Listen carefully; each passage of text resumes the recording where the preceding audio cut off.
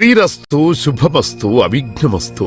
శ్రీ రాజశ్యామలాంబ సహిత దశమహావిద్య ఆలయం స్వర్ణ దేవాలయం గోల్డెన్ టెంపుల్ నిర్మాణం కొరకు లోకక్షేమార్థం దశమహావిద్య మహాయాగం 11 లక్షల కొబ్బరికాయలతో లక్ష్మీ గణపతి హోమం మరియు 11 కోట్ల కుంకుమార్చన కనక మహాలక్ష్మి కుంకుమార్చన సత్తుపల్లి శ్రీ లక్ష్మీ గణపతి ఆలయమునందు 108 రోజుల పాటు నిర్వహించబడును.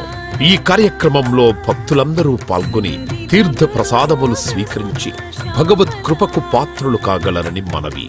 స్వర్ణ దేవాలయ నిర్మాణము మహాసంకల్పం, సాహసోపేతమైన నిర్ణయం. ఇది అమ్మ నిర్ణయం, ఇది దైవ సంకల్పం, భక్తుల శిష్యకోటి సంకల్పం.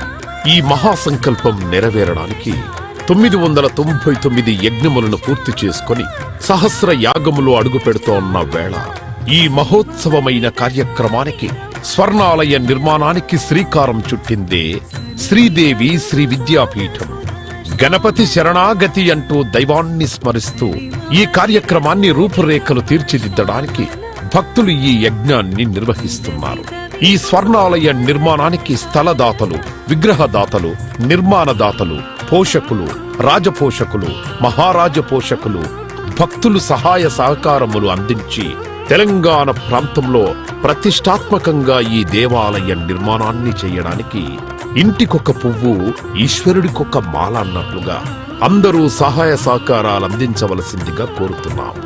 ఈ ఆలయ నిర్మాణం వల్ల దశమహావిద్య ఆలయములు స్వర్ణాలయము మన తెలుగు ప్రాంతంలో యావత్ ప్రపంచంలో మొట్టమొదటి ఆలయముగా చరిత్రలో సువర్ణాక్షరాలతో లిఖించబడే సువర్ణ అవకాశమిది. అంతేకాకుండా దశమహావిద్య ఆలయ నిర్మాణం ద్వారా ఎవరెవరికి ఎలాంటి విద్యతో ఏ అవసరం వచ్చినా ఆ విద్యా సంబంధమైన దేవతలను ఏకకాలంలో అర్చించి సేవించి దర్శించి అమ్మ కృపకు పాత్రులవ్వడానికి ఈ ఆలయం ఎంతో మార్గదర్శకంగా ఉంటుంది అనడంలో ఎటువంటి అతిశయోక్తి లేదు. అలాగే ఎలాంటి ఆర్థిక సమస్యలైనా ఎటువంటి సమస్యలైనా పరిష్కారమవుతాయి అమ్మ కృప వల్ల.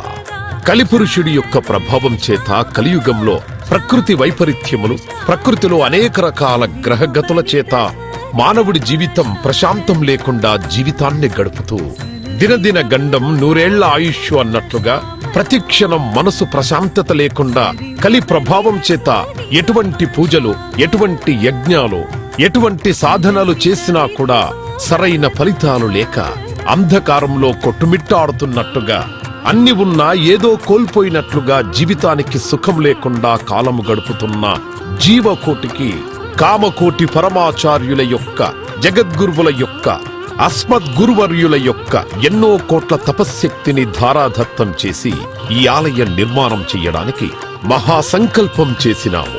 పూర్వజన్మలో దాన ధర్మాలు చేయడం వల్ల ఈ జన్మలో దాన ధర్మాలు చేసే శక్తి మనకు లభించింది.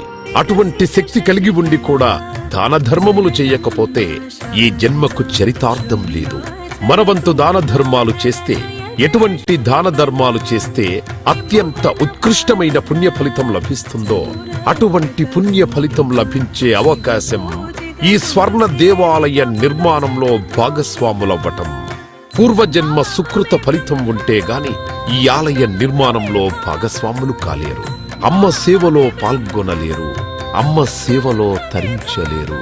ఒకవేళ తరించాలని ఆశ ఉన్నా కను ప్రభావం వల్ల మిమ్మల్ని కర్మల వైపు ఆ కలి ప్రభావం ముందుకు తీసుకుని వెళుతుంది తప్ప దైవ మార్గంలో నడిపించడానికి ఎట్టి పరిస్థితుల్లో మన మనస్సును ఒప్పుకునేలాగా చెయ్యదు. అయినప్పటికీ వాటన్నిటినీ దాటుకొని అపర దేవత సేవలో పాల్గొనటం ఎంతో మంది భక్తులు ఇప్పటికే ముందుకు రావటం మేము ఈ దేవాలయ నిర్మాణంలో భాగస్వాములవుతాం. శ్రీ రాజశ్యామల సహిత దశమహావిద్యా స్వర్ణాలయం నిర్మాణ మహాసంకల్పం శ్రీదేవి శ్రీ విద్యాపీఠం శ్రీ లక్ష్మీ గణపతి ఆలయం సత్తుపల్లి కంచి కామకోటి పీఠ సంప్రదాయం 99